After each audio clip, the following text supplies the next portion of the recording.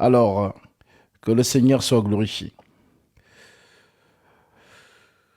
Que le Seigneur soit glorifié. Mettez les j'aime, les amis, partagez, donnez l'opportunité à ceux qui n'ont pas encore eu l'occasion d'écouter la divine parole du Christ, cette parole qui nous purifie, qui nous épure et qui nous blanchit. Pour ce grand jour que nous attendons tous, donnez-leur cette occasion, partagez massivement autour de vous. Et puis, ne soyez pas seulement spectateurs, mais soyez aussi acteurs avec moi et le Seigneur. Alors, je vous salue au nom de notre Seigneur Jésus-Christ. Pour ceux qui ne me connaissent pas, je suis le disciple Yannick, connu sur le nom de Gazby sur TikTok. J'ai dédié ma page à annoncer et à perpétuer la sainte doctrine que nous avons reçue de la part du Saint-Esprit au travers les apôtres. Peuple de Dieu, la prophétie marche, elle s'accomplit sous nos yeux, mais qui la reconnaît ou qui la voit passer? L'apôtre Paul, qui avait en son temps l'Esprit de Dieu, a prophétisé sur les temps de la fin. Et seuls ceux qui sont vraiment endormis spirituellement ne voient pas les accomplissements de la prophétie de l'apôtre Paul. L'ennemi travaille, et il nous l'a dit dans Actes chapitre 20, à partir du verset 23. L'apôtre Paul nous déclare: « Je sais qu'il s'introduira parmi vous après mon départ des loups cruels, qui n'épargneront pas le troupeau. Des gens qui se lèveront et qui enseigneront des doctrines pernicieuses pour entraîner les disciples à perdre. Alors, mon ministère, le don que j'ai, c'est une trompette pour ramener les enfants de Dieu à la lumière de sa parole. Car le principe déclare que tout homme soit reconnu pour menteur, seul Dieu pour vrai. Alors, Gazby n'échappe pas à la règle. Je suis un homme. Alors l'Écriture le dit. Nous allons tous lire cette Écriture. Je vous invite à venir avec moi.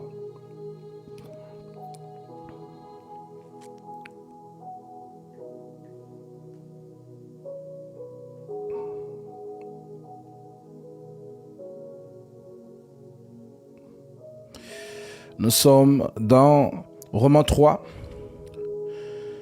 Je prends à partir du verset 1. Écoutez bien ce que l'apôtre Paul dit. Quel est donc l'avantage des Juifs? Ou quelle est l'utilité de la circoncision? Il est grand de toute manière, et tout d'abord en ce que les oracles de Dieu leur ont été confiés. Et quoi? Si quelques-uns n'ont pas cru, leur incrédulité anéantirait-elle la fidélité de Dieu? Loin de là. Que Dieu au contraire soit reconnu pour vrai, et tout homme pour menteur, selon qu'il est écrit, afin que tu sois trouvé juste. Juge. Alors c'est quoi ce jugement? Ce jugement, c'est éprouvé par rapport à ce que tu dis. C'est ça qu'on appelle le jugement. On va retrouver dans Jean chapitre 7, verset 24, et que tu dis, ne jugez pas selon l'apparence, mais jugez selon la justice. Alors juger selon la justice, c'est ça justement, vérifier les Saintes Écritures. Je répète, parce que je prends vraiment mon temps. Je prends mon temps pour que ces choses soient imprégnées en vous. Romains 3. Quel est donc l'avantage des Juifs? Ou quelle est l'utilité de la circoncision? Il est grand de toute manière. Et tout d'abord, en ce que les oracles, c'est quoi les oracles? Les prophéties. En ce que les oracles de Dieu leur ont été confiés. Ça veut dire que les prophéties concernent Israël. Verset 3. Et quoi? Paul s'exclame. Si quelques-uns n'ont pas cru, leur incrédulité anéantira-t-elle la fidélité de Dieu? Loin de là, dit-il. Que Dieu au contraire soit reconnu pour vrai.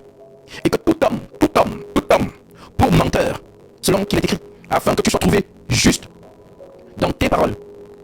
Et que tu triomphes lorsqu'on te juge. La parole de Dieu, c'est le jugement. Donc si je vous parle de la part de Dieu, vous devez me juger selon les Saintes Écritures. J'espère que c'est clair. Alors, si nous appliquons dans ce principe, ce qui vous permettra donc d'avoir comme pour baromètre ou encore pour microscope l'Écriture. Ça veut dire que lorsqu'un homme se présente à vous, disant je suis homme de Dieu, il n'y a pas de souci. Parle. selon les Écritures. Ne jugez pas selon l'apparence, mais jugez selon la justice. D'accord. Alors, bien aimé, ce travail porte les fruits. Oui, nous portons beaucoup de fruits. Ne réalisez pas. Je sors de prière. Et je demande au Seigneur de se souvenir pour toutes ces sœurs, tous ces frères, qui sont dans le secret, et qui élèvent les prières pour la vocation divine, afin que le Seigneur ramène ses enfants à la lumière de la vérité. Et cela est effectif. Je le vois. Mes amis, je reçois des témoignages, des appels. J'ai été béni encore ce matin, particulièrement par une des sœurs, qui a été touchée par la vérité. Et j'ai été vraiment édifié par le zèle qu'il a mis là. La sœur, là justement, était dans une secte de maison, si vous voulez, appelons ça comme ça, qui était dirigée par une femme qui se dit pastoresse. Franchement, quand vous écoutez ces choses que ces gens-là font, c'est là que vous comprenez que la trompette ne sonne pas pour rien. Celles qui sont de Dieu vont sortir. Celles qui ne sont pas de Dieu resteront captifs dans ces choses-là. Alors, pas de parole. Et la sœur se disait, mais pourquoi ici il n'y a pas seulement, il n'y a pas la parole. Il y a seulement, oh Dieu m'a dit que tu vas mourir demain. Dieu m'a dit que ta fille va mourir. Alors quand on te dit ça, on suscite la peur en toi. Et on t'impose de l'argent. On t'impose, on bâtit l'hôtel. Et tu as peur. Alors tu le fais. On leur demande de mettre de l'huile dans des bouteilles et de casser 3 bouteilles. C'est écrit. Alors, la sœur a vécu ça. Mais pendant qu'elle était dedans, elle sentait qu'il y avait quelque chose qui n'était pas normal. Mais elle n'avait pas le pouvoir de sortir, puisque je vous ai toujours dit. Et la parole est claire. L'Écriture déclare dans leur détresse. Ils crièrent à l'Éternel. Et l'Éternel leur envoya sa parole. C'est la parole qui délivre. Aussi longtemps que tu es dans un piège de Satan, où on vous escroque, on vous met de la peur dans le ventre, on t'invente des esprits que tu n'as pas. Elle se dit prophétesse. Et tu es dans la peur. Tu doutes, c'est toujours l'argent, l'argent, l'argent, l'argent. Si tu veux confesser, c'est pour l'argent, si, l'argent. Mais comment est-ce qu'elle a été délivrée? Une de ses sœurs qui est aussi dans la même congrégation, j'ai entendu quelqu'un prêcher. Elle est venue écouter. Elle a dit, mais waouh, où est-ce qu'on était depuis? Je sentais que ce n'était pas net. Voici la parole ici.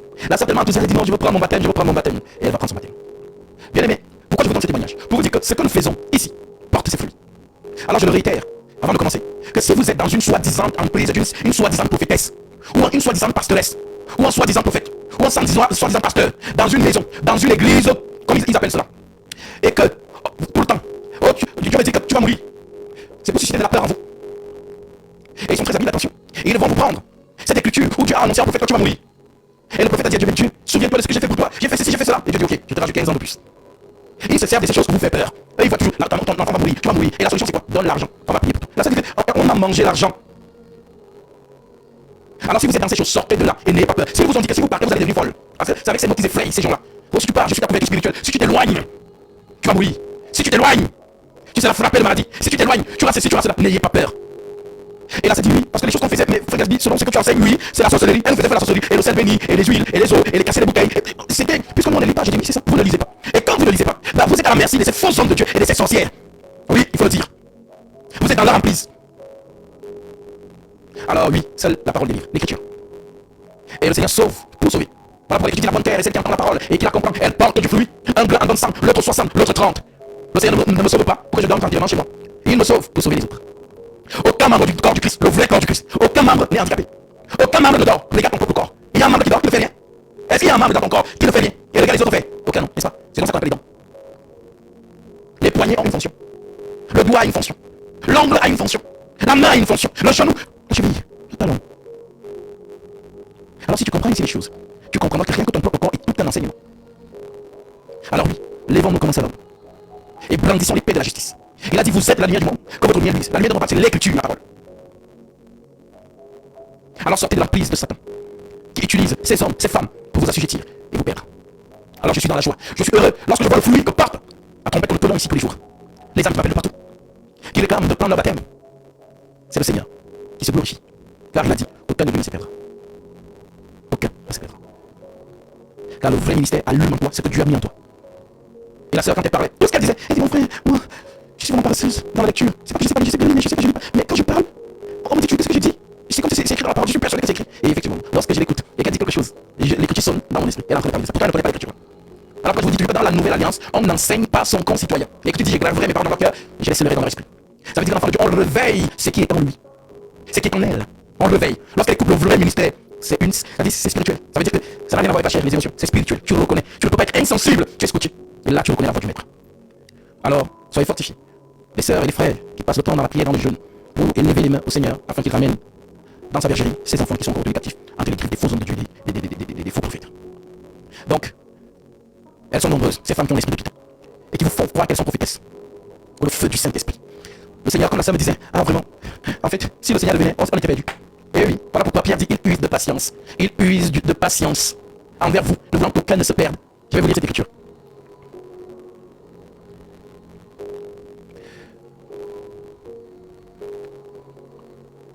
Nous prenons de Pierre.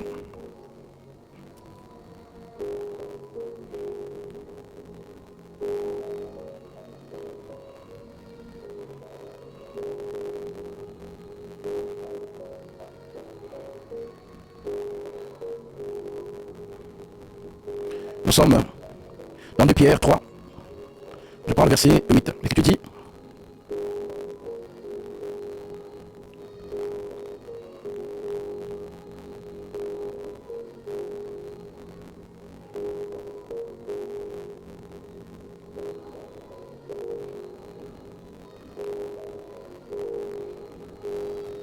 dans le verset 9, l'Écriture dit, le Seigneur ne tarde pas dans l'accomplissement de la promesse. Le Seigneur ne tarde pas dans l'accomplissement de la promesse, comme quelques-uns le croient, mais il use de patience envers vous, ne voulant pas qu'aucun périsse, mais voulant que tous arrivent à la repentance. Je répète, 2 Pierre 3, 9.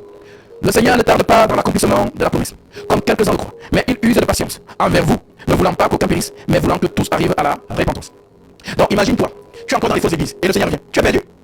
Alors comme il te connaît, il sait que ma fille est encore là-bas, mon fils est encore là-bas, alors juste de patience pour elle, je lui donne le temps de se convertir. Et le Seigneur suscitera ce jour-là où tu vas entendre la vraie parole et tu vas le rejoindre dans la fidélité de la Sainte Doctrine. Alors je voulais commencer par là, pour que vous glorifiez le Seigneur pour les fruits qui sont manifestes. Et vraiment, et vous qui le suivez, n'ayez pas peur, parce que c'est que parfois vous êtes enchaînés par ce qu'ils vous disent ou qu'elles vous disent. Oh, si tu pars, tu vas mourir, tu vas devenir folle, tu vas devenir ceci, tu vas devenir cela. N'ayez pas peur. Venez, je vais prier pour vous. Et comme je disais à la soeur tout à l'heure, le lien le plus puissant. Et c'est pour ce lien que Dieu est descendu sur la terre charnellement. C'est le lien adamique, à malédiction. Dieu a condamné le péché par la chair. C'est pour ce péché qu'il est venu pour nous arracher de ce lien. Alors, à part le lien du péché, il n'y a pas de lien puissant. Même si ton grand-père a fait des pactes avec les esprits, même si voilà, ta grand-mère a fait telle chose, oh, vous avez l'esprit de ceci, l'esprit de cela, n'aie pas peur. L'eau du baptême coupe ces liens, car en Christ tu deviens une nouvelle créature. Tu n'es plus dans le sang de tes ancêtres. Tu as l'ADN de Jésus, son esprit. Alors n'ayez pas peur, même si on vous a fait faire quoi, venez. Celles et ceux qui nous ont entendre. Alors, nous avons une des sœurs, la sœur nous a demandé si on pouvait lui expliquer Hébreux chapitre 9. Alors je vous invite dans Hébreux chapitre 9. Nous allons prendre à partir du verset 1. Alors ma sœur, toi qui as posé la question, sois attentive et que le Saint-Esprit te parle. Avant tout propos, je vous rappelle que les épîtres aux Hébreux ne sont que la démystification et la décortication des 5 livres de la Torah. Genèse, Exode, Lévitique, Nombre, Deutéronome. Voilà, ces 5 livres qu'on appelle la Torah ont été démystifiés ou décortiqués par l'apôtre Paul. Dans ces choses, c'est là dans le thème tout ce que tu vas lire dans la loi. Les 5 livres-là, Genèse, Exode, Lévitique, Nombre, Deutéronome. Ces 5 livres-là, les épîtres aux Hébreux, c'est la révélation de ces 5 livres. Okay. Si tu as compris cela, je commence au verset 1 de Hébreux chapitre 9. L'écriture est claire. Vraiment, mettez les chaînes, sécuriser notre life. La première alliance avait aussi les ordonnances relatives au culte. Ma sœur, l'apôtre Paul te dit que la première alliance avait aussi des ordonnances relatives au culte. Maintenant, quelles étaient les ordonnances relatives au culte? Car c'est pour ce culte que le Seigneur Jésus-Christ est venu abolir ou encore accomplir, achever. Alors, dans le culte, il y avait une maison. Dans le culte, il y avait un souverain sacrificateur. Dans le culte, il y avait un sacrifice. Voilà les 3 éléments du culte. Et il y avait tout autour d'autres éléments qui étaient régis par cette maison. Dans le désert, on appelait ça la tente d'assignation. Et plus tard, Salomon va construire ce qu'on appelle la maison du trésor. Et c'est dans cette maison que Dieu a ordonné aux enfants d'Israël de venir donner la dîme pour que la nourriture ne manque pas dans sa maison. Ça veut dire que c'est au temple dont la nourriture doit rester dans la maison. Alors cette nourriture devait rester pourquoi? Pour toujours servir aux enfants d'Israël. Voilà pourquoi je vous dis toujours que la dîme était liée au culte lévitique. Prenons l'écriture qui le dit, car nous allons détailler. Tu as voulu comprendre Hébreux 9, donc nous allons le détailler. Ok. Prenons Nombre, chapitre 18. Nombre 18. Nous sommes au verset 20. L'Écriture déclare, Nombre 18, verset 20. Vous y êtes? L'Écriture déclare, l'Éternel dit à Aaron. Aaron, c'est qui? Le souverain sacrificateur de la loi. Tu ne posséderas rien dans leur pays. Et ils n'y auront point de part pour toi au milieu d'eux. C'est moi qui suis ta part. Donc Aaron, sa part, c'est Dieu. Car Dieu lui dit, c'est moi qui suis ta part et ta possession au milieu des enfants d'Israël. Je donne comme possession au fils de Lévi toute dîme en Israël. Pour le service qu'ils font. Le service de la tente d'assignation. Tu as compris? Voilà pourquoi vous dites que la dîme est liée au culte. Ok. Donc, Dieu a marché avec un peuple terrestre physique. Israël, c'est un peuple physique. Et l'Église, c'est le peuple spirituel. Donc, physiquement, Dieu demandait la dîme. Et qui devait prendre cette dîme ou la prélever? C'était une tribu qu'on appelait les Lévites, qui n'avaient pas de part en Israël. Ils n'avaient pas d'héritage. Là, héritage, c'est Dieu. C'est ce que l'Écriture dit, je répète, le verset 20. L'Éternel dit à Aaron, tu ne posséderas rien dans leur pays. Et il n'y aura point de part pour toi au milieu d'eux. C'est moi qui suis ta part et ta possession au milieu des enfants d'Israël. Je donne comme possession aux fils de Lévi toute dîme en Israël. Pourquoi? Pour le service qu'ils font, le service de la tente d'assignation. Je pense que c'est clair.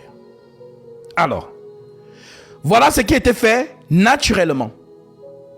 Maintenant, dans l'église, est-ce que cela est encore effectif? Non, puisque l'apôtre Paul révèle que s'il y a changement de sacerdoce, il y a aussi changement d'exercice. Donc la manière dont on servait dans le sacerdoce lévitique, ce n'est pas de la même manière qu'on sert dans le sacerdoce de Melchisédek. D'accord. Alors, on revient dans Nombre 9. Dans Hébreux 9. Alors, c'est le pourquoi on te disait donc. L'apôtre Paul te disait donc dans Hébreux 9, verset 1. La première alliance avait aussi des ordonnances liées au culte. Et le sanctuaire terrestre. Donc le sanctuaire, c'est la tente d'assignation. Un tabernacle fut construit. En effet, construit dans la partie antérieure, appelé le lieu saint, était le chandelier. Dans le lieu saint, il y avait le chandelier, la table de pain de proposition. Derrière le second voile se trouvait la partie du tabernacle appelée le Saint des Saints. Donc, ce qu'on appelle le lieu très, très saint. Renfermant l'autel d'or pour le parfum et l'arche de l'alliance entièrement recouvert d'or. Il y avait dans l'arche un vase d'or contenant la manne, la verge d'Aaron qui avait fleuri et les tables de l'alliance. Au-dessus de l'arche étaient les chérubins de la gloire, couvrant de leurs ailes, de leur ombre, le propitiatoire. Ce n'est pas le moment de parler en détail là-dessus.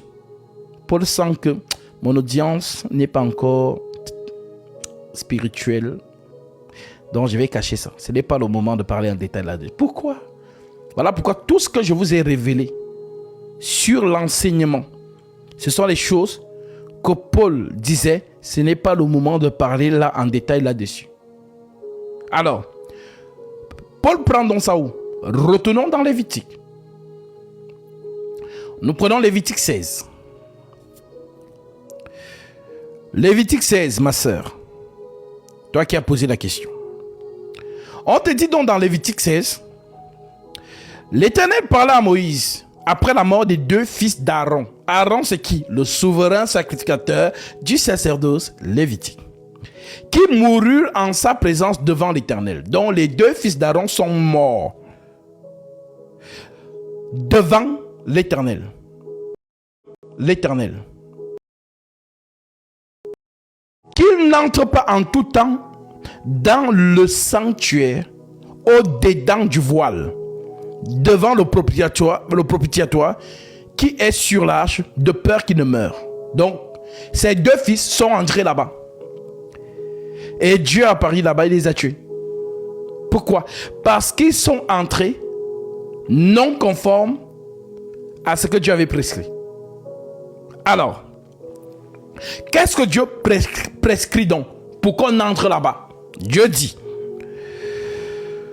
parle à ton frère Aaron qu'il n'entre pas en tout temps dans le sanctuaire au-dedans du voile devant le propitiatoire qui est sur l'arche, de peur qu'il ne meure, car j'apparaîtrai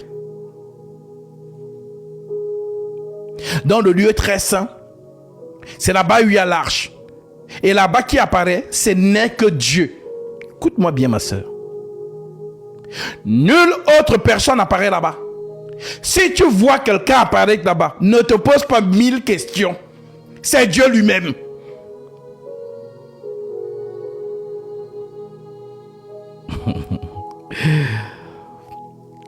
Parle à ton frère Aaron qu'il n'entre pas en tout temps dans le sanctuaire au-dedans du voile, devant le propitiatoire qui est sur l'arche. Donc ce propitiatoire, c'est un couvercle. Et ce couvercle a donc les chérubins de la gloire. Donc les chérubins qui couvrent le tabernacle de leurs ailes représentent la colère de Dieu. Voilà pourquoi on retrouve ces deux chérubins dans le jardin d'Éden. Quand on chasse Adam, Dieu ordonne aux chérubins de fermer le chemin qui mène à l'arbre de vie. Alors, qu'est-ce qu'il y avait donc dans l'arche? Dans l'arche, Paul te détaille qu'il se trouvait trois choses. Paul dit qu'il se trouvait la manne dans un plat d'or. Paul te dit qu'il se trouvait la verge d'Aaron qui avait fleuri, qui était un amandier, Nombre 16. Paul te dit qu'il se trouvait les deux tables de la loi. Alors, ces trois choses représentent qui? Jésus-Christ. La manne, c'est le pain. Donc Jésus dit qu'il est le pain de vie. Le pain qui est descendu du ciel, selon Jean chapitre 6. Ok. La verge d'Aaron qui avait fleuri, l'arbre de vie. Jésus dit qu'il est le chemin, la vérité et la vie. Donc c'est lui l'arbre là. Ok. Maintenant, les deux tables de la loi, la Torah. Jésus dit, c'est ce que je vous disais lorsque j'étais encore avec vous, qu'il fallait que s'accomplisse tout ce qui est écrit de moi dans la loi de Moïse, la Torah, dans les psaumes, dans les prophètes. Donc la loi, les psaumes et les prophètes sont devenus un homme, Jésus. C'est bon? Donc ce sont les trois choses-là qui se trouvaient à l'intérieur de l'arche de l'alliance et qui étaient protégées par les chérubins. En d'autres termes, qui est-ce que les enfants d'Israël marchaient avec? Ils marchaient avec Jésus sur l'épaule. C'est écrit où? Lisons Nombre 1. Je t'amène là-bas. Nombre chapitre 2. L'écriture dit. Bon, pour ceux qui ne savent pas, Nombre chapitre 2, c'est le répartiment de la marche. Dans le désert, on ne marchait pas en désordre. On marchait par tribu. Donc la tribu qui ouvrait la marche, c'était la tribu du lion, Juda. Et la tribu qui fermait la marche, c'était la tribu de Dan, le serpent. D'accord. Maintenant, je prends juste quelques versets pour te permettre de comprendre. Parce que les choses que Paul explique dans Hébreux 9, c'est la haute révélation. Voilà. L'Éternel parla à Moïse et à Aaron et dit: les enfants d'Israël camperont chacun près de sa bannière, sous les enseignes de la maison de ses pères. Ils camperont vis-à-vis et tout autour de la tente d'assignation. La tente d'assignation. En d'autres termes, la tente qui a l'arche de l'alliance. D'accord. On dit tout autour. Ça veut dire que l'arche de l'alliance est au milieu et les tribus sont autour.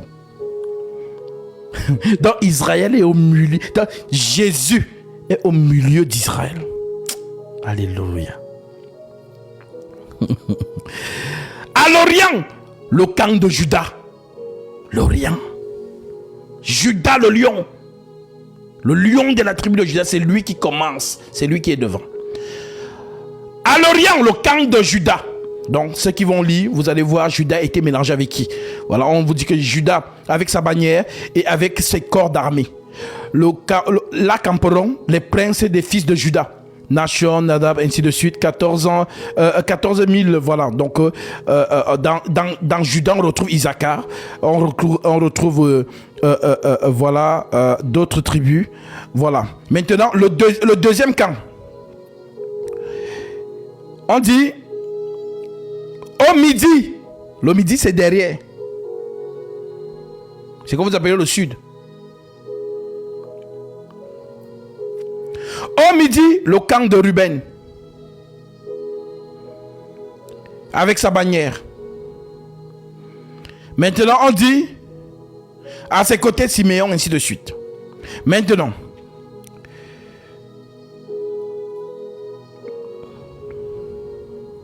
à l'Occident, Ephraïm, voilà. Donc, c'est vraiment le chapitre qui vous demande, voilà. Maintenant, on dit, au nord, le camp de Dan, avec sa bannière et avec ses corps d'armée.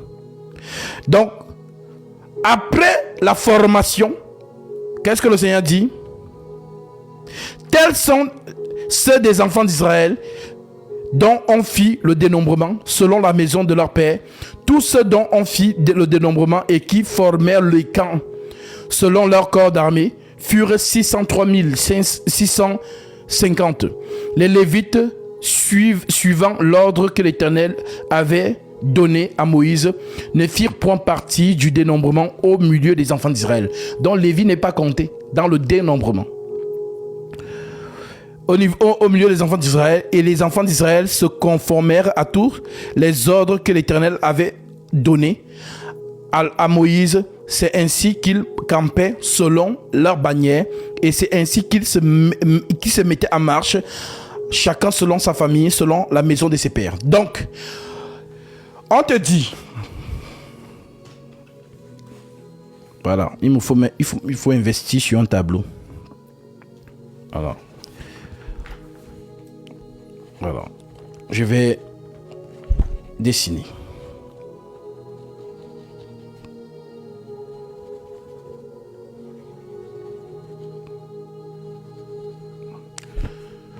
Voilà comment il se déplaçait. Dans Juda, ainsi de suite. Maintenant, il forme cela pour qui? Pour protéger l'arche de l'alliance. Et qui est le peuple que Dieu a choisi pour travailler autour de l'arche de l'alliance? La tribu de Lévi.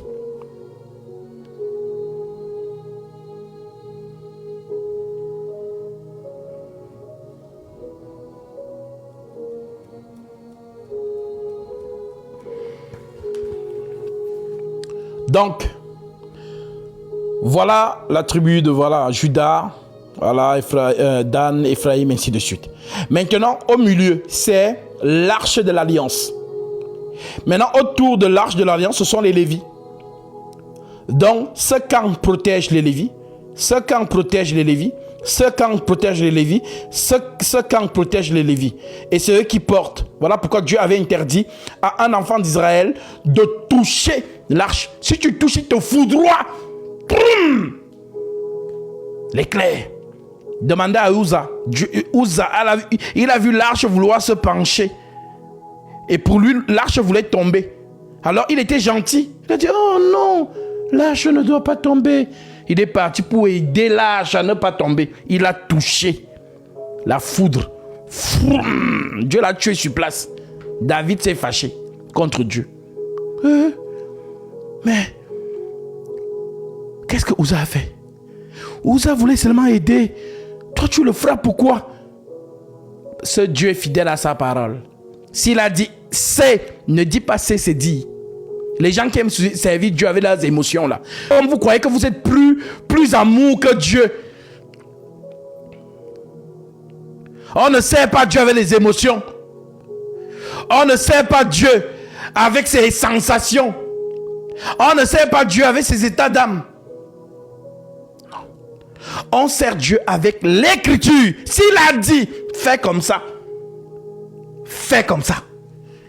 Voilà. S'il a dit A, dis A. S'il a dit B, dis B.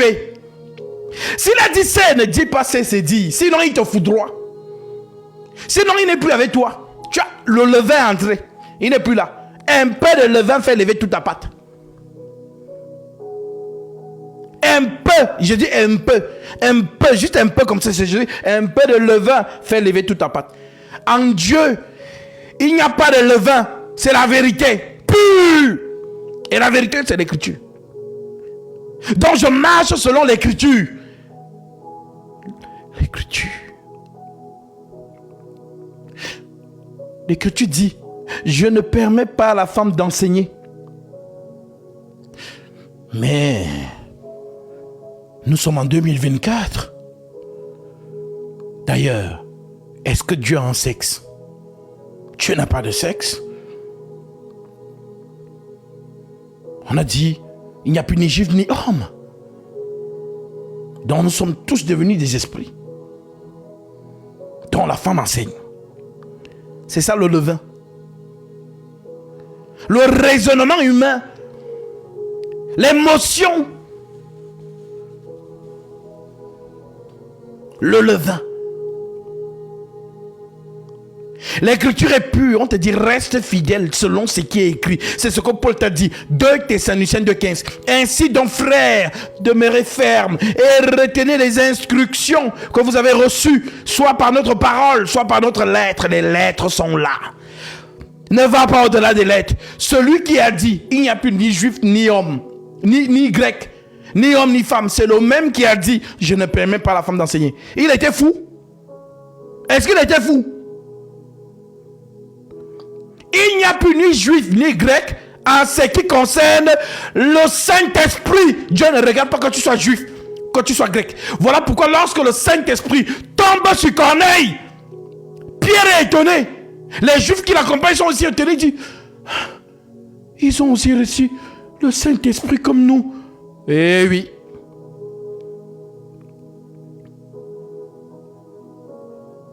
Que Dieu te bénisse. Je ne vois pas ton nom, mais tu te reconnaîtras. Toi qui as fait cette offrande. Tu as été certainement touché par la parole. Et le Seigneur dispose dans ton esprit de faire cette offrande pour prendre ta bénédiction.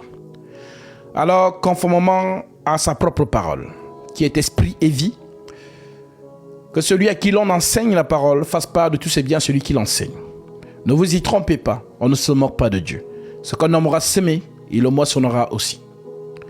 Corrélé à Matthieu 10, le Seigneur déclare « L'ouvrier mérite sa nourriture ». En entrant dans la maison, saluez-la. Si la maison en est digne, que votre Père vienne sur elle. Et si la maison n'en est pas digne, que votre Père retourne avec vous. Tu en es digne, car ce que tu as donné, je vais manger. Comme les 3 hommes ont mangé chez Abraham et la bénédiction est entrée dans sa demeure. Alors que par cette offrande, le Seigneur t'accorde ce que ton cœur désire. Lui qui connaît tes prières et tes doléances et qui déverse en toi ses dons spirituels. Au nom de Jésus-Christ, mon frère ou ma sœur qui est derrière cette offrande, sois abondamment béni. Shalom. Alors, oui, avec ce Dieu, on n'ajoute pas, on ne retranche pas. Alors, nous allons lire cela pour que les frères aient l'écriture sous les yeux. L'histoire de Uza, parce que beaucoup de gens ne lisent pas. Donc parfois quand je parle, certains pensent que je parle chinois. Donc il faut qu'on leur donne l'écriture pour qu'ils vérifient. Et ils vérifient que ce qu'il a dit c'est vrai. Donc on va lire ça.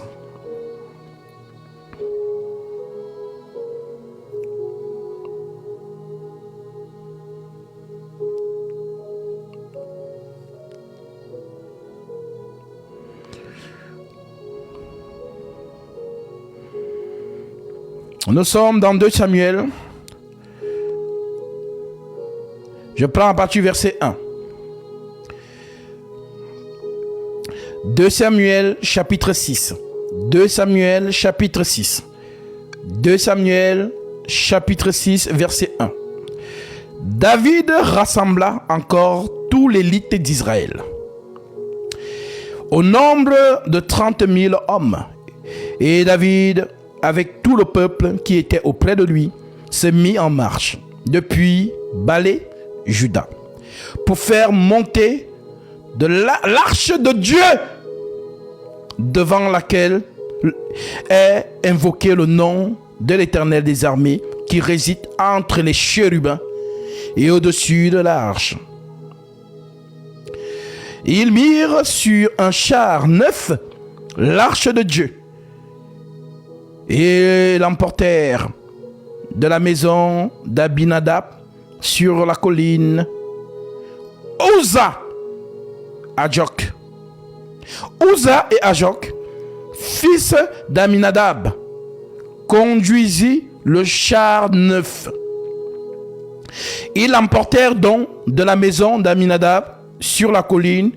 Uza marchait à côté de l'arche de Dieu. Donc Uza n'est pas lévite, car Dieu a dit que seuls les Lévites toucheront les ustensiles.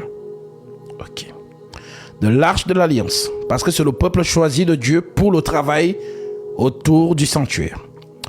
Ils l'emportèrent donc de la maison d'Aminadab sur la colline. Uza marchait à côté de l'arche de Dieu, et Acho allait devant l'arche.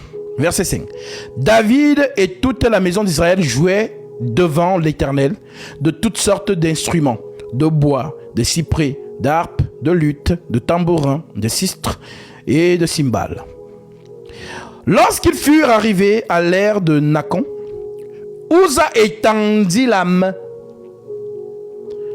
vers l'arche de Dieu et la saisit, parce que les bœufs la faisaient pencher. La colère de l'Éternel s'enflamma contre Uza, et Dieu le frappa. Boum! Éclair. Ah, Dieu là, il n'aime pas quand on le touche. Il n'aime pas. Vous allez donc comprendre. Il y a quelqu'un qui a touché l'arche. Vous voyez cette personne? Est-ce que vous voyez cette personne? L'arche marchait et la personne a touché l'arche. Parce que Dieu n'aime pas quand on le touche. Parce que si tu touches Dieu, tu prends sa force. Eh oui, ma soeur Grâce, la soeur, la femme à la perte de sang. L'arche marchait. Et la femme a dit, je vais toucher l'arche. L'arche là. Je vais toucher. Lorsqu'elle a touché l'arche, la force est sortie de l'arche. L'arche se tourne. Qui m'a touché? Pierre dit, mais Seigneur, regarde la foule. Tout le monde veut te toucher. Non! Quelqu'un m'a touché!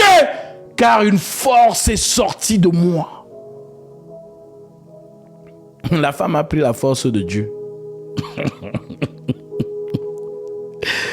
Lorsque la femme découvert, le Seigneur dit, ma fille, ta foi t'a sauvée. Et cette femme, c'est l'Église. Nous avons le Saint-Esprit. La force de Dieu! Que signifie Gabriel en hébreu? Force de Dieu. C'est ce que signifie Gabriel. Gabriel. Force. Elle. Dieu. Alors, que tu as compris ça et que tu es dans la joie, parce que je sais que tu es dans la joie, toi qui viens de capter ça pour la toute première fois. Tu es dans la joie, tu te dis, mais vraiment les Écritures là, c'est vraiment l'homme qui marche. Eh oui. La loi, les psaumes et les prophètes n'ont parlé que de moi. La loi, est-ce qu'il a menti? Il n'a pas menti. Tout ce que vous voyez dans la loi, tous les mouvements, ça ne parle que de Jésus. Alors,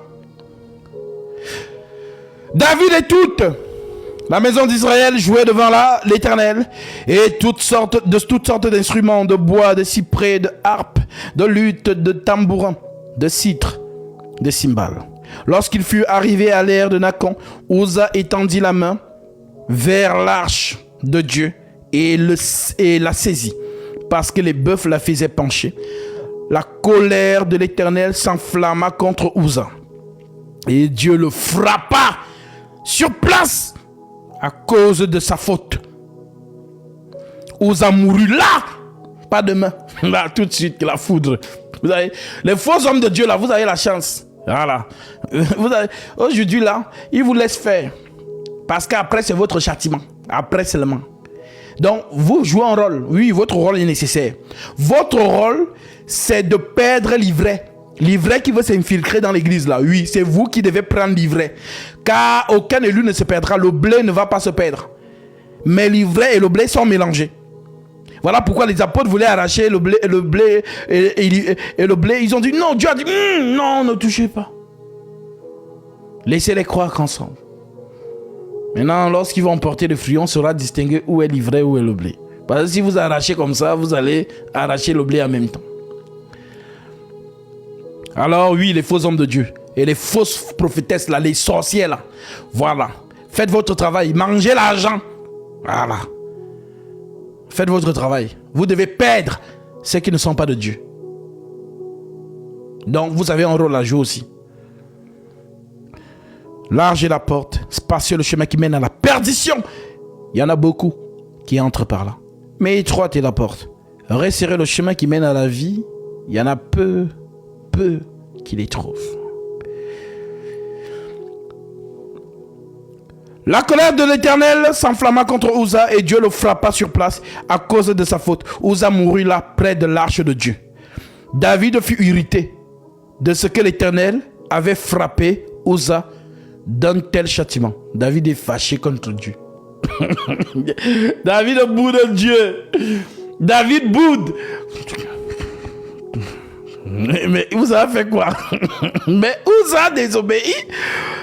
Dieu est dans sa parole, David. Dieu avait dit que ce sont les Lévites seuls qui touchent l'arche.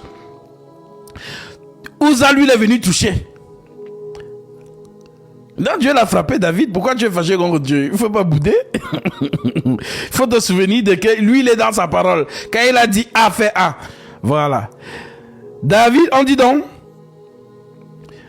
David fut irrité de ce que l'Éternel avait frappé Uza dans tel châtiment.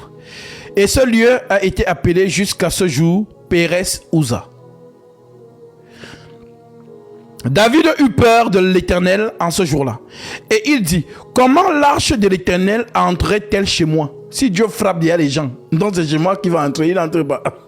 Sinon, si je fais quelque chose là-bas qui n'est pas bien, lui aussi va me frapper. Donc David refuse donc maintenant de prendre l'arche de Dieu dans sa maison, dans son palais royal. On dit, comment l'arche, David dit, l'Écriture dit, David eut peur de l'Éternel en ce jour-là. Donc David a peur de l'Éternel en ce jour-là. Et dit, comment l'arche de l'Éternel entrera-t-elle chez moi? Il ne voulut pas retirer l'arche de l'Éternel chez lui, dans la cité de David. David ne veut plus prendre l'arche dans sa maison. Et il la fit conduire dans la maison d'Obed et d'Om, de Gad. L'arche de l'Éternel resta 3 mois dans la maison d'Obed et d'Om, de Gad. Et l'Éternel bénit Obed et d'Om et toute sa maison. Ok, David, comme tu refuses de me prendre chez toi, ok, Donc moi, elle veut bénir celui qui va me prendre dans sa maison. On dit donc, comme l'arche de l'Éternel entrait dans la cité de David, verset 12, on vint dire au roi David, l'Éternel a béni la maison d'Obed. Hein. David, l'arche là, en fait, ça a béni. Hein. Voilà, Obed qui est devenu riche maintenant. On va dire au roi David, l'Éternel a béni l'arche, a béni la maison d'Obed Édom et tout ce qui est à lui à cause de l'arche de Dieu.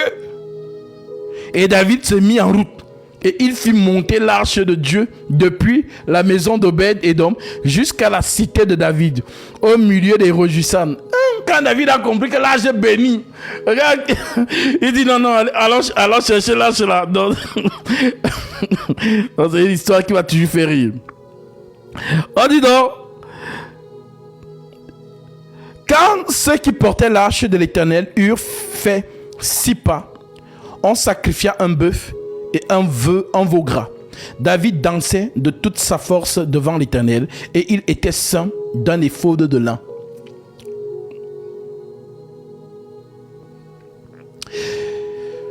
David dansait de toute sa force devant l'Éternel et il était ceint de éphod de lin.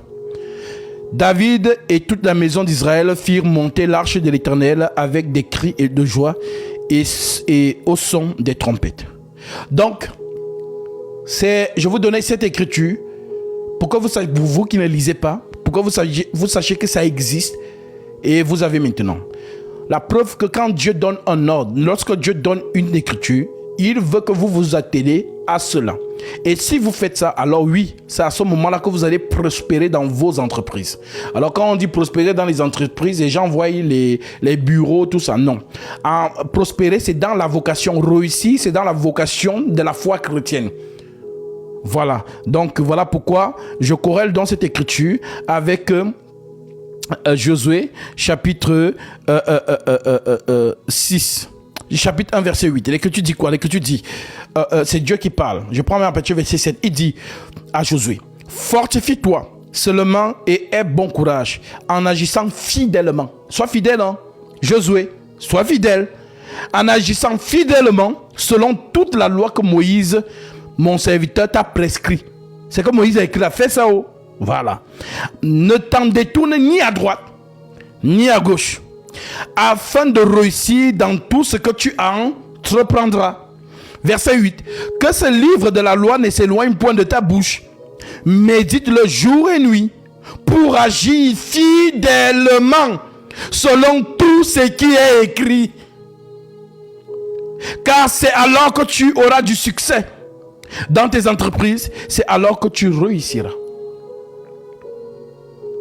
Vous voyez comment Dieu insiste avec l'écriture? Que toi qui as les oreilles pour entendre, entends. D'accord. Maintenant, nous revenons donc dans Hébreux 9, ma sœur.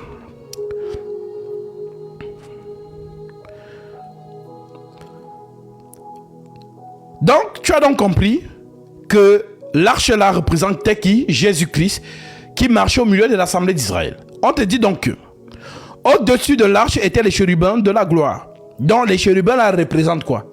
Les chérubins là représentent Dieu lui-même dans la colère. Donc parce que c'est les chérubins qui avaient l'épée dans le jardin d'Éden. En gros, si tu veux comprendre ce que Paul t'explique, Paul est en train de te dire que Genèse 1, Genèse 2, Genèse 3 là, c'est ça qu'on appelle le parvis, le lieu saint, le lieu très saint. En d'autres termes, le lieu très saint, c'est ça le jardin. Et dans ce jardin, c'est la présence de Dieu. Tout est vie. Dans la présence de Dieu, tout est vie. Les animaux parlent. Les arbres sont conscientes. Rien n'est mort. Tout est vie. Ok. Maintenant, dès qu'il y a le péché, Dieu chasse l'homme. Et quand il chasse l'homme, il ferme le chemin. Alors, il a fermé ce chemin avec quoi? Lisons Genèse 3, verset 23. Genèse 3, 23. Il dit, L'Éternel Dieu dit, voici l'homme est devenu comme l'un de nous pour la connaissance du bien et du mal. Empêchons-le maintenant d'avancer sa main, de prendre de l'arbre de vie et de manger, d'en manger et de vivre éternellement. Et l'Éternel Dieu le chassa du jardin d'Éden pour qu'il cultivât la terre où il avait été pris. C'est ainsi qu'il chassa Adam et il mit à l'orient du jardin d'Éden les chérubins qui agitent une épée flamboyante pour garder le chemin de l'arbre de vie. Donc les chérubins, on ne nous dit pas le nombre de chérubins, on nous dit seulement les chérubins. Mais comment on sait qu'ils étaient deux? Parce que Dieu avait ordonné à Moïse de faire sculpter 2 chérubins. Donc les chérubins là représentent qui? Représentent Dieu lui-même dans la colère. L'homme a péché, Dieu est en colère. Maintenant l'homme, on ferme le chemin pour qu'il ne vienne pas, qu'il n'aille pas manger l'arbre de vie avec le péché, et il vit éternellement avec le péché. Donc les chérubins ont l'épée. Donc l'épée là, c'est l'épée de la colère. Donc si Dieu est en colère, donc Dieu tient donc l'arbre de vie. Parce que l'arbre de vie, c'est l'objectif d'Adam. Il regarde l'arbre de vie de loin comme ça. Il faut que je mange l'arbre de vie. Mais il ne peut plus. Puisque les chérubins, l'épée est là. Adam n'a pas de l'épée. Maintenant, comme l'épée représente la colère de Dieu, alors Jean, lui, va te parler de ça autrement. Car Dieu parle tantôt d'une manière, tantôt d'une autre, mais l'on y prend point garde. Alors comment Jean lui t'explique ça? Apocalypse chapitre 5.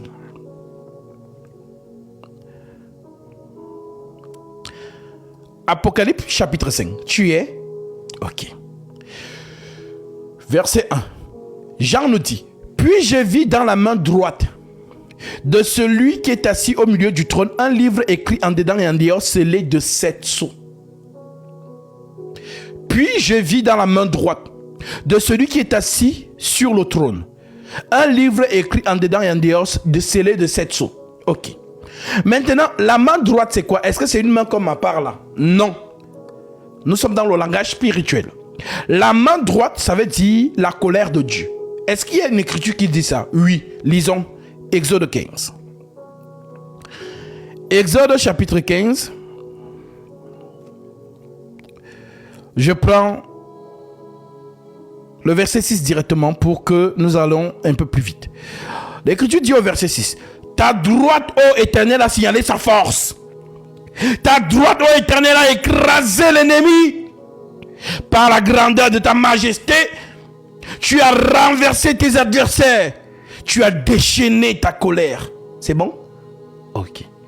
Donc quand on dit la droite, Jésus est assis à la droite de Dieu, les gens pensent que non. Il y a une grosse chaise, Dieu est assis là, avec Jésus à côté à droite, toto spirituel vraiment. Non. Jésus assis à la droite de Dieu, ça veut dire Dieu dans la colère.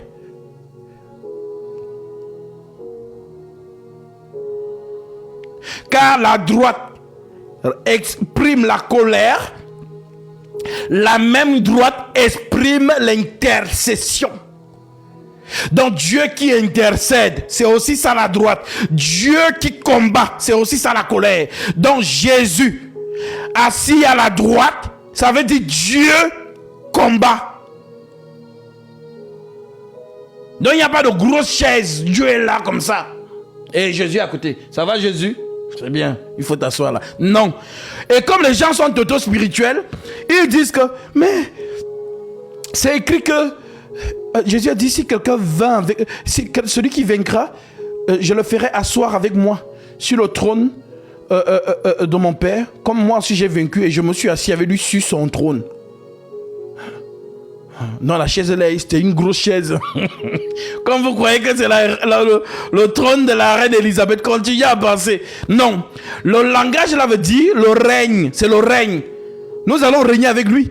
Car Paul le dit, si nous persévérons, nous régnerons aussi avec lui. Trôner, c'est régner. Le règne.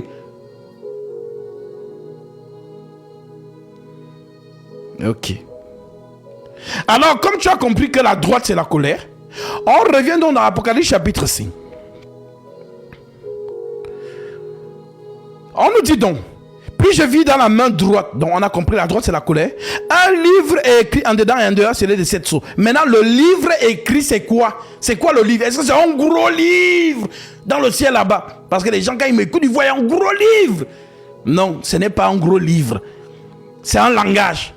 Alors, c'est quoi le livre? Lisons, c'est quoi le livre? Hébreux 10. Hébreux 10.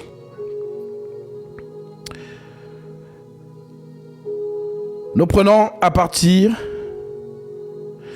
du verset 1.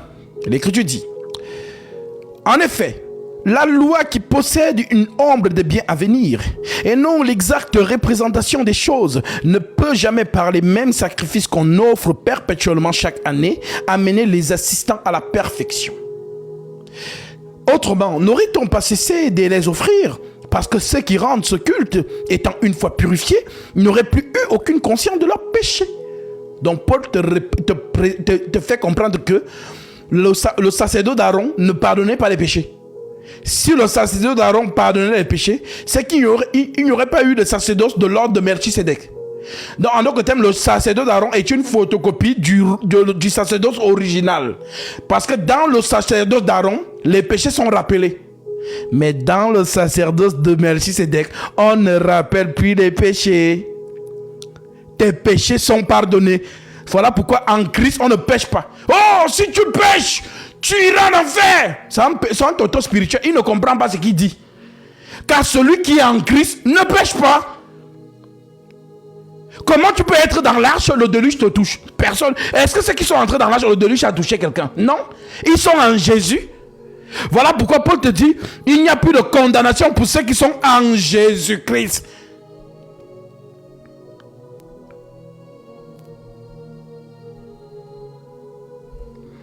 Que celles et ceux qui ont les oreilles pour entendre, entendent. Alors, on continue. On te dit dans le verset 2.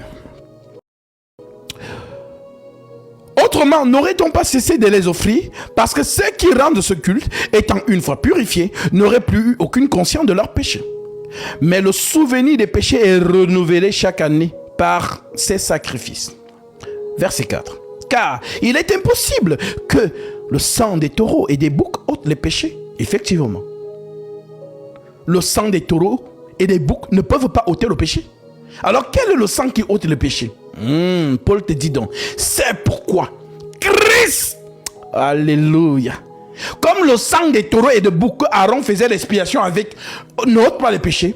On dit donc, c'est pourquoi Christ, entrant dans le monde, Christ c'est qui? C'est le Dieu Tout-Puissant. C'est le pourquoi Christ, entrant dans le monde, dit, tu n'as voulu ni sacrifice, ni offrande, mais tu m'as formé en corps. Dans le corps qui est formé, c'est le corps où le sang va donc pardonner les péchés. Parce que Dieu est immatériel. L'esprit n'a pas de sang, l'esprit n'a pas de chair, l'esprit n'a pas d'os. Alors comme l'esprit n'a pas de chair, n'a pas d'os, Dieu ne peut pas pardonner les hommes. Pour qu'il pardonne les hommes, il est obligé de devenir un corps. Parce que c'est dans le corps qu'il y a la chair. Et c'est dans la chair qu'il y a le sang. Tu as compris? Alors, on te dit, c'est pourquoi Christ entrant dans le monde dit, tu n'as voulu ni sacrifice, ni offrande, mais tu m'as formé en corps. Tu n'as agréé ni holocauste, ni sacrifice pour le péché. Alors j'ai dit, voici je viens dans le rouleau du livre. Il est question de moi pour faire, oh Dieu, ta volonté. Tu as compris? Donc le livre c'est quoi? C'est Jésus.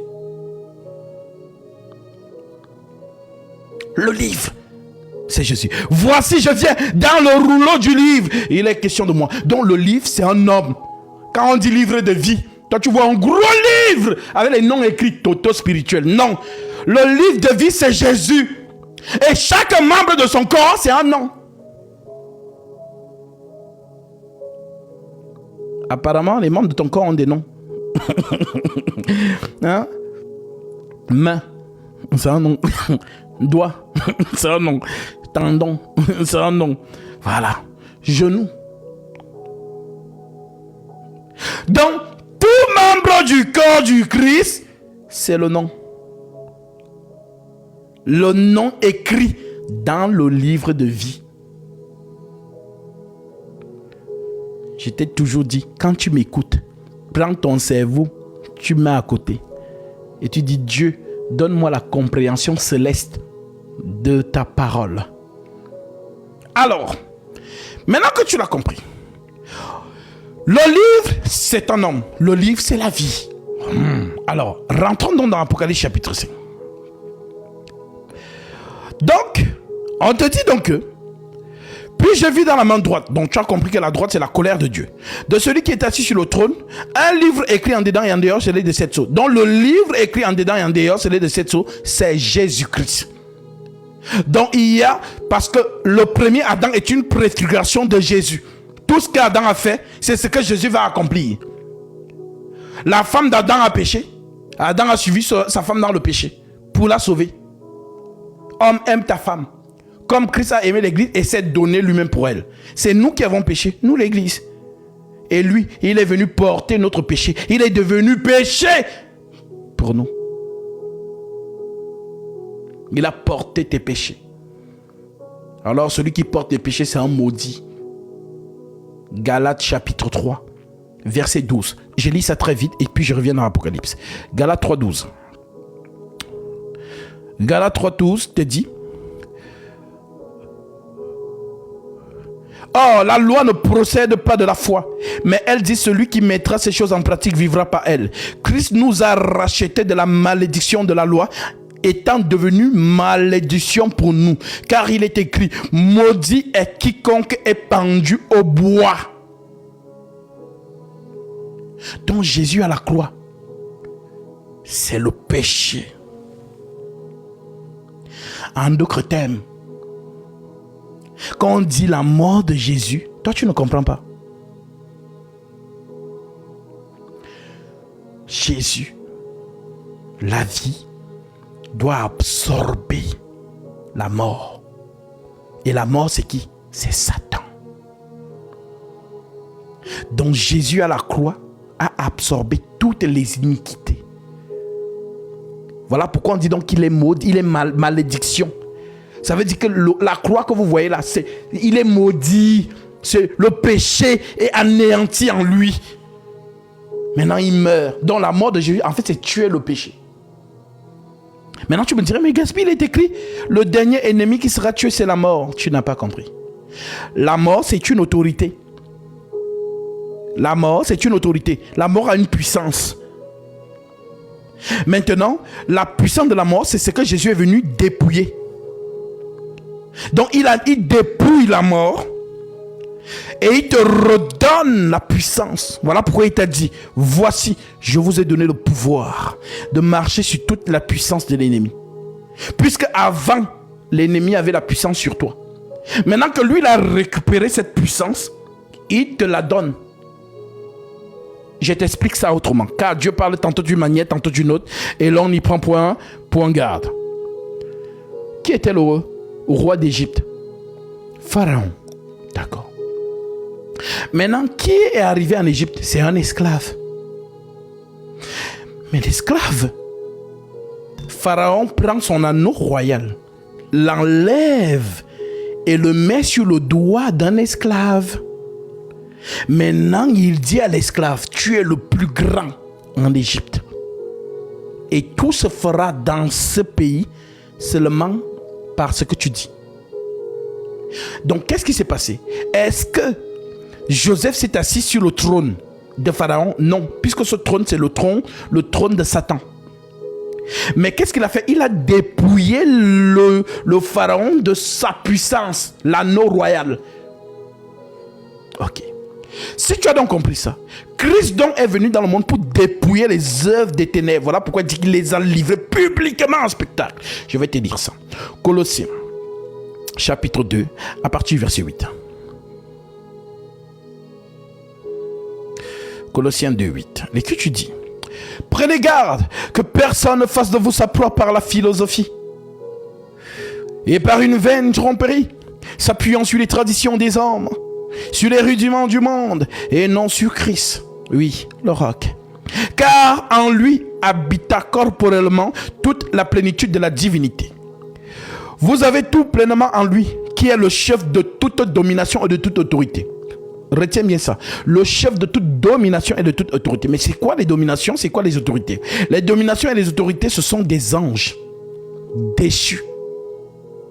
C'est aussi eux qu'on appelle les principautés. Ok.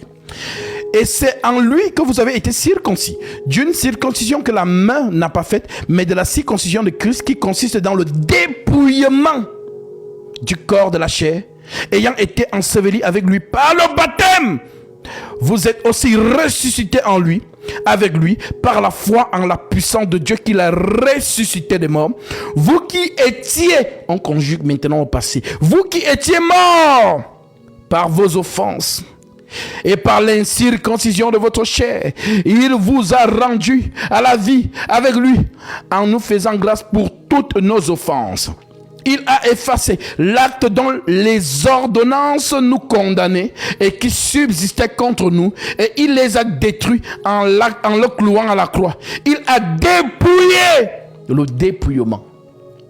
Il a dépouillé les dominations et les autorités et les a livrées publiquement en spectacle, en triomphant d'elles par la croix. Tu as compris? Donc, la croix, c'est le lieu du... Donc, Jésus-Christ... Jésus prend les clés de la mort. Il arrache. Car la mort vous maintenez captif. Voilà pourquoi lorsqu'il se présente à Jean dans Apocalypse 1, je suis l'alpha et l'oméga, le premier et le dernier. J'étais mort, et voici je suis vivant au siècle des siècles. Je tiens les clés de la mort et du séjour des morts. En grec, l'Hadès. Donc, comme il a dans les clés de la mort, ben c'est lui qui peut ouvrir pour que tu sortes. Et avant même d'écrire la croix, il appelle Lazare. Lazare, sors, c'est l'autorité, la vie. Tu me diras, mais c'est vrai, hein? Il n'était pas encore mort, mais comment il a fait pour ressusciter Lazare? Parce qu'il te montre que c'est moi la vie.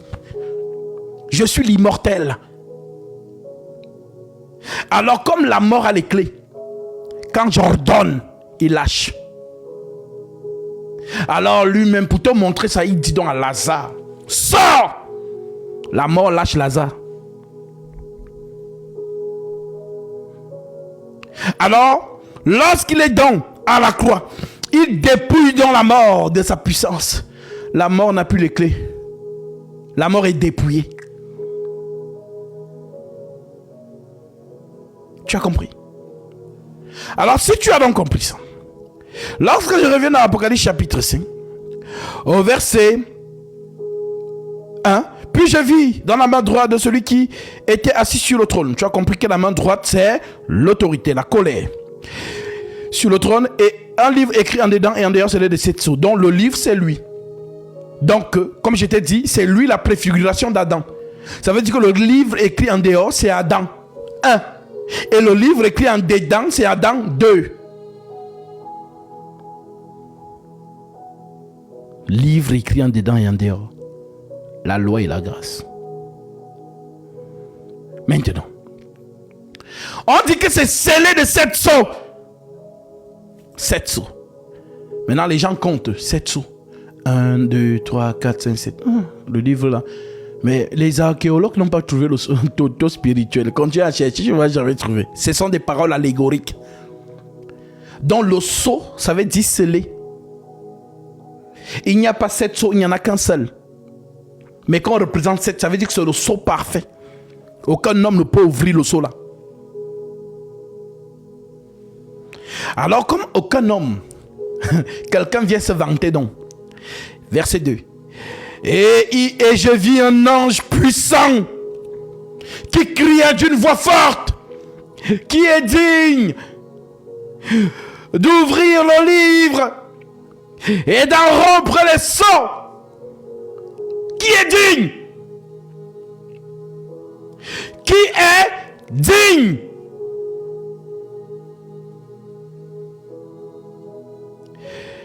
Et personne dans le ciel, personne n'est digne dans le ciel. Ni sur la terre, personne n'est digne sur la terre. Ni sous la terre, personne n'est digne sous la terre. Alors, le salut vient d'où? Parce que les trois échelons, ciel, terre, sous la terre, il n'y a personne. Alors le salut vient de l'éternité.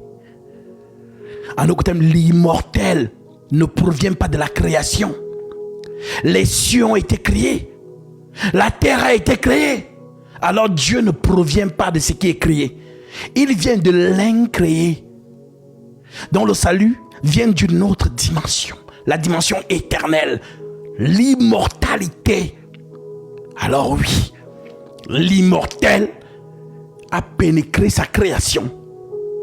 Car c'est le seul qui peut redonner à Adam la vie qu'il a perdue. Car il n'y a qu'un seul immortel. Un seul. Il n'y a pas deux immortels, ni trois, ni quatre. Un seul est immortel. Conformément à 1 Timothée chapitre 6, à 1 Timothée chapitre 1 verset 17. Alors cet immortel-là entre donc dans la création.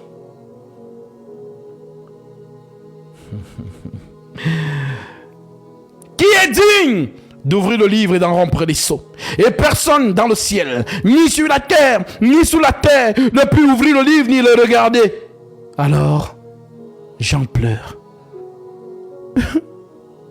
Le pleur de Jean veut dire quoi? Le pleur de Jean veut tout simplement dire: l'humanité est perdue. Nous n'avons pas de sauveur.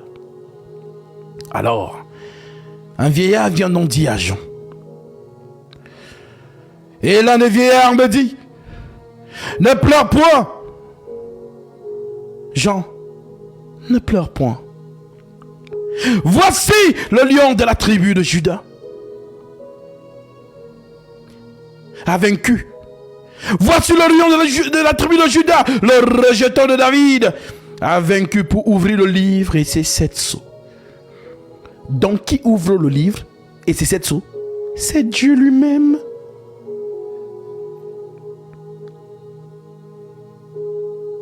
Alors c'est quoi ouvrir le livre, ma sœur? Le livre était fermé. Juste à ce qu'il retourne, le livre est venu, il est parti.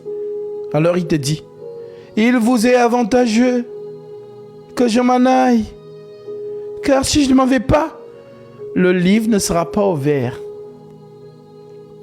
Mais si je m'en vais,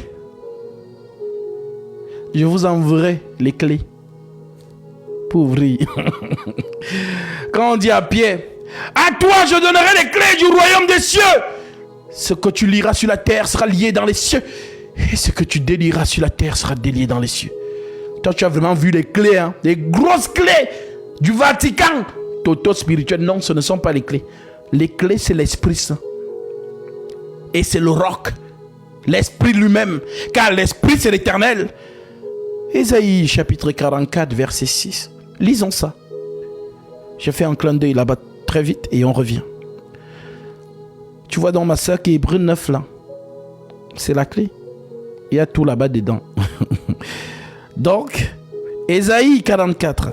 Voilà, parce que quand je cite de mémoire, les gens se disent qu'ils inventent. Donc on va lire. Donc toi-même tu vas vérifier.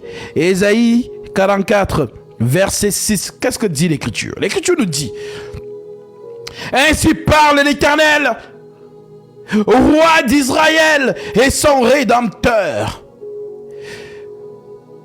L'Éternel des armées, je suis l'alpha et je suis l'oméga. Et hors moi, il n'y a point de Dieu qui a comme moi fait des prédictions, qui le déclare et me le prouve. Depuis que j'ai fondé le peuple ancien, qu'il annonce l'avenir et ce qui doit arriver. N'ayez pas peur et ne tremblez pas. Ne te l'ai-je pas dès longtemps annoncé et déclaré? Vous êtes mes témoins. Y a-t-il un autre Dieu comme moi? Ah, apparemment, ils ont dit que vous êtes trois. Hein? Dieu le Père, Dieu le Fils, Dieu le Saint-Esprit. C'est vrai. Voilà, ça, c'est l'enseignement du Vatican. Donc, vous tous qui avez cet enseignement sur la conscience, vous êtes à côté. Il n'y a qu'un seul Dieu. Shema Israël, Adonai. Adonai Ehad. Et c'est le seul Dieu, Esprit, manifesté en chair. C'est ce que Paul appelle mystère de la piété. Théos a été manifesté en chair. Dieu, en français, a été manifesté en chair. Donc vous qui êtes dans les histoires des trois dieux en un là, c'est pour vous là-bas. Nous, c'est Shema Israël, Adonai. Adonai, Ehad. Seul, un seul. Et il le dit lui-même. N'ayez pas peur et ne tremblez pas. Ne te l'ai-je pas dès longtemps annoncé et déclaré? Vous êtes mes témoins. Y a-t-il un autre Dieu comme moi? Il vous pose la question. Ah oui, il y a le fils ici. Comme il y avait une fille qui disait sur TikTok que elle a eu une révélation. Dieu le Père est fâché contre nous parce qu'on adore trop, on adore Dieu le Fils. On l'adore trop. On ne parle pas du Père, on parle seulement du Fils. Et lui, il dit que non, moi qui suis le Père, qui a envoyé le Fils, vous m'oubliez. Et vous donnez tout au fait. Il a regardé la vidéo là comme ça. Elle était sérieuse en plus. Incroyable. Y a-t-il un autre Dieu comme moi? Et il répond en disant, il n'y a pas d'autre rocher. Je n'en connais point. Donc, Dieu, c'est le rocher. Le rocher, c'est Dieu. Alors quand Pierre a donné la révélation à répondre à Jésus, tu es le Christ. Et le Christ, c'est quoi? C'est le rocher. Selon quelle écriture? 1 Corinthiens chapitre 10. L'apôtre Paul dit, les enfants d'Israël marchaient avec un rocher qui les suivait dans le désert, et ce rocher était Christ. Dans le rocher, c'est Jésus-Christ, le Dieu tout-puissant. Voilà pourquoi lorsque Pierre révèle, tu es le Christ, ce n'est ni la chair ni le sang qui t'ont révélé cela, mais c'est mon Père qui est dans les cieux. Et moi, je te dis que tu es Pierre. Et sur cette pierre, je bâtirai mon église. Et les portes du séjour des morts ne proviendront point contre elle. À toi, je donnerai les clés du royaume des cieux. Ce que tu liras sur la terre sera lié dans les cieux, et ce que tu délieras sur la terre sera délié dans les cieux. On pense qu'on parle à Simon. Simon peut avoir les clés. Les clés là sont comment alors? C'est les clés de ta porte. Et le Vatican récupère ça. Et ils disent que nous on a bâti l'église du Vatican sur la tombe de l'apôtre Pierre. Ils se vantent avec. Donc pour eux, la prophétie s'est accomplie. Pierre est mort ici. Donc comme, autour de sa tombe, on bâtit le Vatican. Et oui, ce Vatican là est bâti sur la tombe, les ossements de Pierre. Pourtant, ça n'a rien à voir. Ils ont tapé à côté. La pierre, c'est le rocher. Et le rocher, c'est Christ. La révélation qui sort de la bouche de Simon. C'est sur cette révélation que l'église est bâtie. En d'autres termes, l'église est bâtie, c'est Dieu. L'église est bâtie sur l'Esprit Saint. Voilà pourquoi Jean voit un homme marcher au milieu des 7 chandeliers d'or. Le chandelier, c'est l'église. Et le feu, c'est l'ange. Tu as compris? Dans les choses que les Vaticans ont fait là depuis des générations, là, il faut sortir de là. C'est Satan. Voilà. Qui a ses filles, les églises réveillées, que vous connaissez les noms là. Protestants, adventistes, témoins de Jéhovah, mormons, gallicans, ICC, compassion. Tous ces fausses églises. Sortez de là. Que celles et ceux qui ont les oreilles pour entendre, entendent. Alors, on revient dans l'Apocalypse 5. Et on te dit donc, ne pleure point. Car voici le lion de la tribu de Juda, le rejeton de David, a vaincu pour ouvrir les 7 sceaux. Et je vis au milieu du trône et des 4 êtres vivants et au milieu des vieillards un agneau qui était là comme immolé. Mais Jean, on t'a présenté le lion. Mais quand Jean regarde, il ne voit pas le lion. Il voit quoi? L'agneau. Mais pourtant, on a dit, voici l'agneau. On a dit, voici le lion. Apocalypse 5, 5. Et l'un des vieillards me dit, ne pleure point. Voici le lion. Voici le lion de la tribu de Juda. Le rejeton de David a vaincu pour ouvrir les 7 sceaux. Pour ouvrir le livre et les 7 sceaux. Et je vis au milieu du trône et des 4 êtres vivants. Et au milieu des vieillards, un agneau. Mais ce n'est pas l'agneau qu'on a présenté à Jean. On lui a présenté le lion. Mais où est passé le lion? Et qui est au milieu des vieillards et au milieu des 4 êtres vivants? C'est Dieu, le lion. Le lion est en colère, souviens-toi. La main droite, la colère de Dieu. Dont la seule personne qui peut prendre le livre entre les mains, dans la vie éternelle que Dieu a pris à Adam. Parce qu'il a dit à Adam, le jour où tu en mangeras, tu mourras. Alors Adam a mangé, il a retiré l'immortalité d'Adam. Adam est devenu un simple homme. Alors, Dieu a la vie dans la colère. Maintenant, il faut quelqu'un pour aller prendre cette vie et redonner à Adam. Puisqu'Adam ne peut plus entrer dans le jardin d'Éden pour manger l'arbre de vie.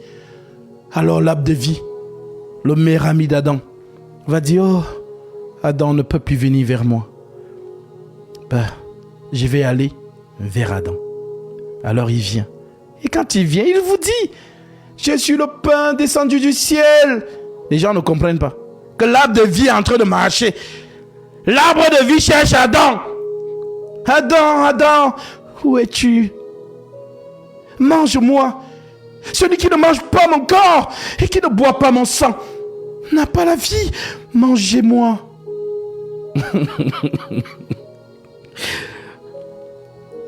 Alléluia.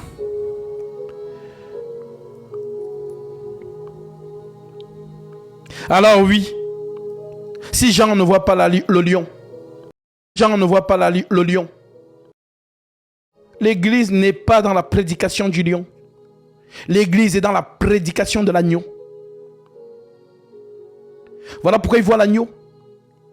Et lorsqu'il voit l'agneau, on dit que j'ai vu au milieu du trône et les 4 êtres vivants et au milieu des vieillards un agneau qui était là comme immolé, sacrifié.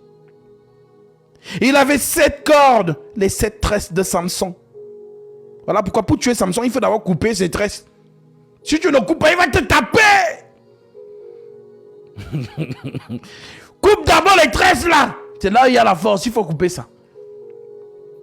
Dans les tresses de Samson, c'est la couronne. Il avait 7 cornes et 7 yeux. Les gens commencent à compter.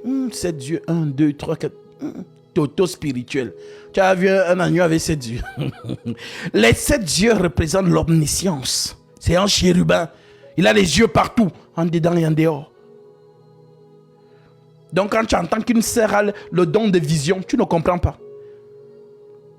Une sœur qui a un don de vision, c'est Dieu qui voit au travers elle. Donc lorsque Dieu lui permet de voir l'invisible, elle prend ça, elle vient dire à l'église, j'ai vu, Dieu vous a montré. Parce que Dieu voit en dedans et en dehors. Les œuvres d'iniquité, les plans des ténèbres, Dieu voit ça. Une sœur, un frère voit, il ramène. J'ai été saisi en vision, Dieu m'a dit, il m'a montré, j'ai vu telle chose, j'ai vu. Alors vous êtes édifiés, l'église reçoit. Et lorsqu'on a dans l'information de ce qui se trame dans les lieux obscurs, alors on se lève dans la prière. Quand on invoque la prière là, l'épée de la justice qui descend là-bas, eux-mêmes ils comprennent que, ils ont été informés. Qui les a informés du plan qu'on était en train de faire? C'est ça dans les dons dans l'église. Le don de prophétie, le don de vision. Comprenez les choses spirituelles.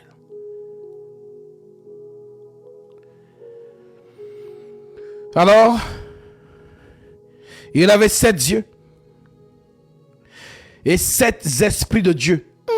7 esprits de Dieu. Dieu a 7 esprits. 1, 2, 3, 4, 5, 6, 7.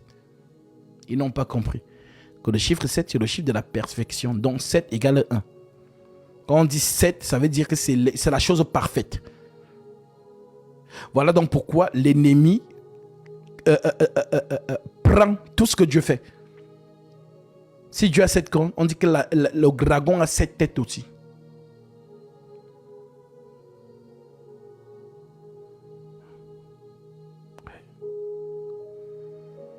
Donc 7 esprits de Dieu, ça veut dire l'esprit parfait. Il avait 7 esprits de Dieu envoyés par toute la terre, en d'autres termes l'omniscience. Il est partout au même moment. En même temps qu'il est en train de prêcher au travers du frère Gasby, en même temps, il est en train de sauver une sœur quelque part, dans le danger. Il est en train de protéger un frère d'une terre. Il est partout au même moment. Voilà pourquoi personne, aucun homme n'est ta couverture spirituelle. Ta couverture spirituelle, c'est Jésus-Christ. L'ange de l'Éternel campe autour de tous ceux qui le craignent. C'est lui dont on parle. Il avait 7 esprits, dont un ange parfait. L'ange de l'Éternel campe, c'est lui ton gardien. C'est lui ton bouclier. Et les hommes, des sorciers comme ça, ils osent te dire, c'est qui ta couverture spirituelle? Moi, un homme, ma couverture spirituelle, il a quoi? C'est qui ton père spirituel? Quoi? Père spirituel? Il s'appelle Jésus-Christ. Car il a dit, n'appelez personne sur la terre votre père. Non, c'est ma mère spirituelle. Non, c'est mon père spirituel. Est-ce que vous avez même l'emploi des mots que vous utilisez?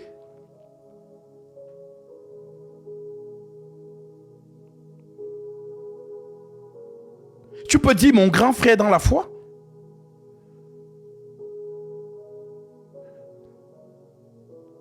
Mon aîné dans la foi.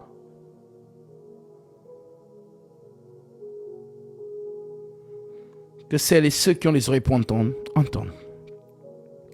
Alors, et j'ai vu au milieu du trône et des 4 êtres vivants, et au milieu des vieillards un agneau qui était là comme immolé. Il avait 7 cornes et 7 yeux, qui sont les 7 esprits de Dieu envoyés par toute la terre. Il vint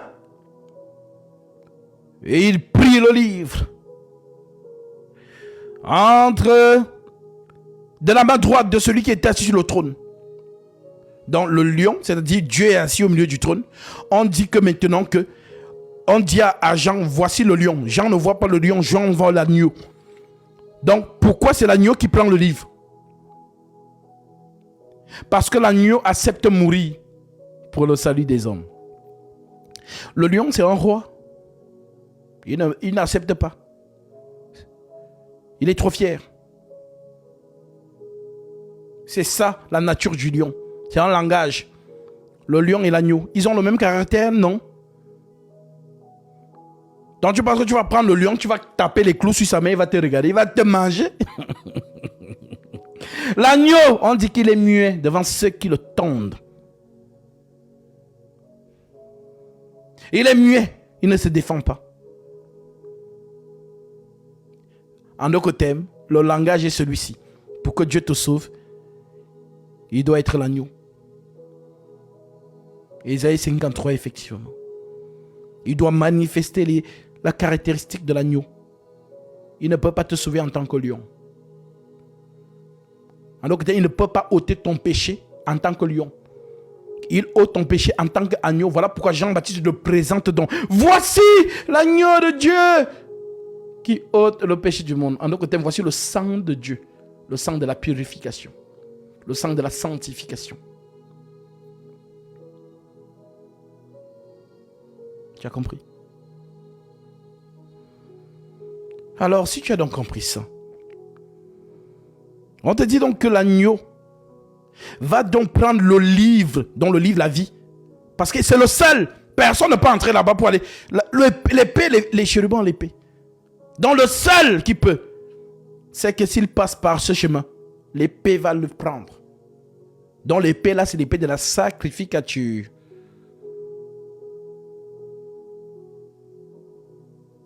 Alors, par amour pour toi, il a fait. C'est toi la femme d'Adam. Tu as péché. Mais il t'aime. Il t'aime tellement que tu fais partie de son corps. S'il ne te récupère pas, il est handicapé. Voilà pourquoi l'origine de la femme d'Adam, c'était la terre? Non. sa femme sort de lui, alors il ne peut pas l'abandonner. Voilà pourquoi Jésus va récupérer tout membre de son corps. Il est venu pour vous. Il va même plus loin en disant, s'il a retrouvé 99%, 99 brebis, et qu'il y a une seule qui s'est perdue, il va laisser les 99 au-dessus de la montagne. Il redescend pour chercher la brebis égarée. On dit que lorsqu'il la trouve, elle lui procure plus de joie que les 99 qui sont perchés sur la montagne.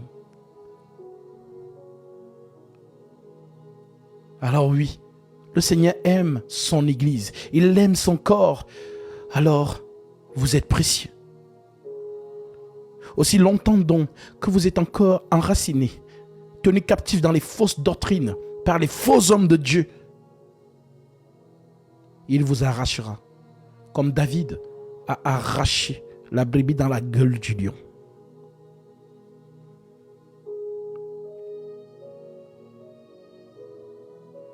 C'est ça mon ministère. Vous arracher par la puissance de la prédication de la justice. Le vrai sens des Écritures. Que le Seigneur vous fasse miséricorde.